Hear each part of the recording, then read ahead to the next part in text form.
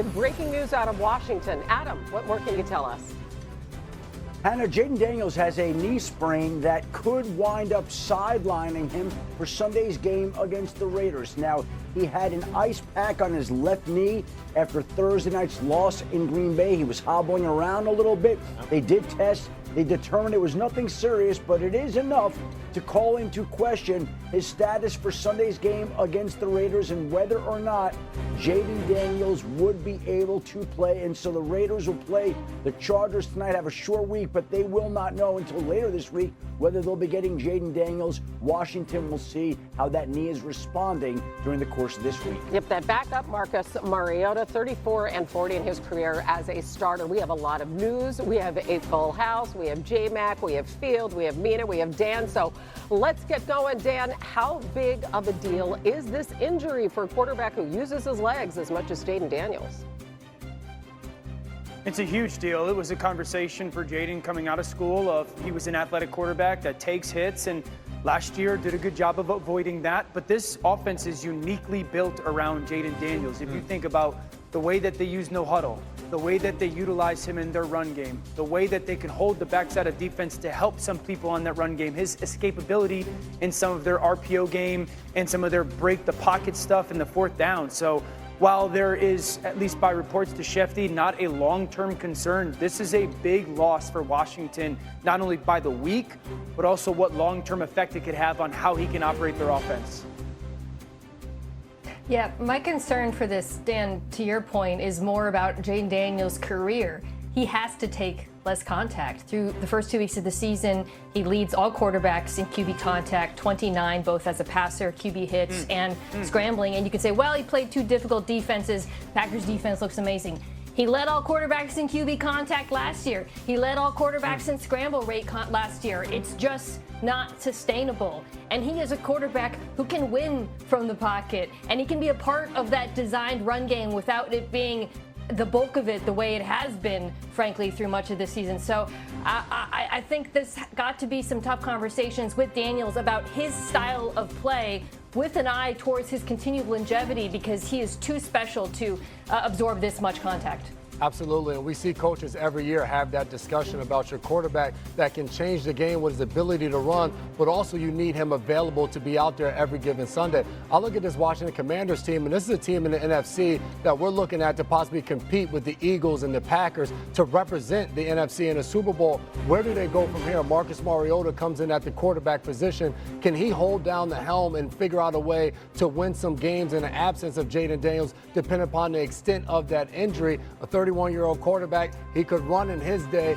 Can he still execute this offense the same way, the way Cliff Kingsbury, to Dan's point, has designed it, where Jayden is so dangerous within it? Maybe, but probably not that likely, right? I mean, there's a reason why Jayden kind of took this league by storm last season. A couple of thoughts come to mind. First of all, there were some signs that something was amiss during the game. Jayden had 17 rushing yards against the Packers this past Thursday night. That's a great defense that has athletes all over the field. That's the second fewest rushing yards that Jayden's had in a game so far in his career. I also would note this. Last year, there was significant uncertainty surrounding Jayden Daniels' status in what was supposed to be this Caleb Williams versus Jayden Daniels matchup against the Bears. And Jayden was out there on the field on Sunday. I would not rule out Jayden Daniels based off what I know about the player and how LSU during his college days was calling him Gumby with the way that he was able to absorb all that content. Yeah, he did bulk up, by the way, in the offseason in an effort to be more durable. Mariota hasn't started a game since 2002. We have more breaking news now. Another quarterback, the guy in Minnesota, Adam. What's happening there? Well, he's got a sprained ankle, Hannah, and J.J. McCarthy is more than likely not to play Sunday versus the Cincinnati Bengals, which would mean that Carson Wentz would step in and replace J.J. McCarthy. Remember all the quarterback juggling that the Vikings did this summer during the season? They signed Sam Howell. They traded Sam Howell to the Philadelphia Eagles. They signed Carson Wentz to replace Sam Howell. And this is why they have Carson Wentz, because J.J. McCarthy got beat up in the game on Sunday night against the Atlanta Falcons.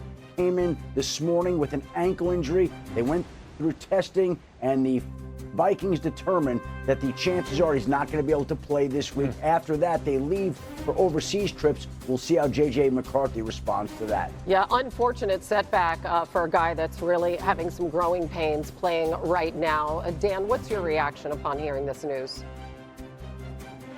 Yeah, it's concerning. He's missed 18 games and played in 2. At some point, young quarterbacks need to get on the field, and this is an organization and a team very good.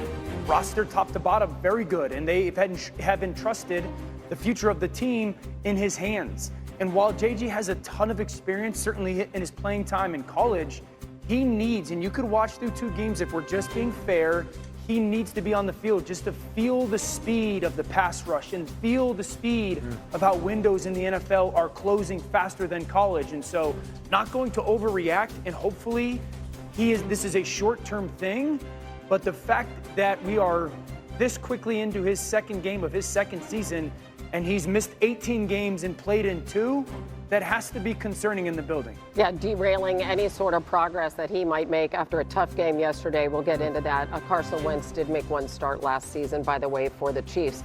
This was going to be our lead today. More breaking news. Bengals quarterback Joe Burrow will need toe surgery that will sideline him for a minimum of 3 months. He suffered the toe turf injury in the first half of yesterday's game with the Jaguars when he was sacked. Bengals head coach Zach Taylor addressing the media moments ago.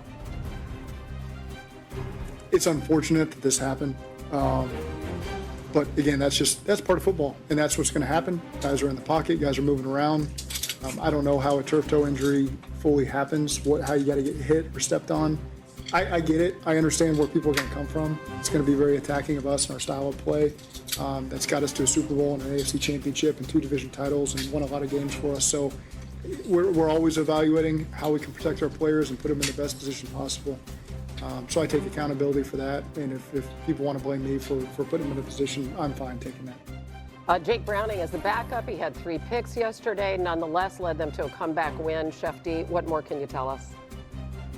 This is a devastating blow to the Cincinnati Bengals, Joe Burrow in the National Football League. Joe Burrow went down yesterday, went for an MRI in the Bengals stadium. They're one of the few stadiums, if not the only stadium in the NFL, that has an MRI machine on site.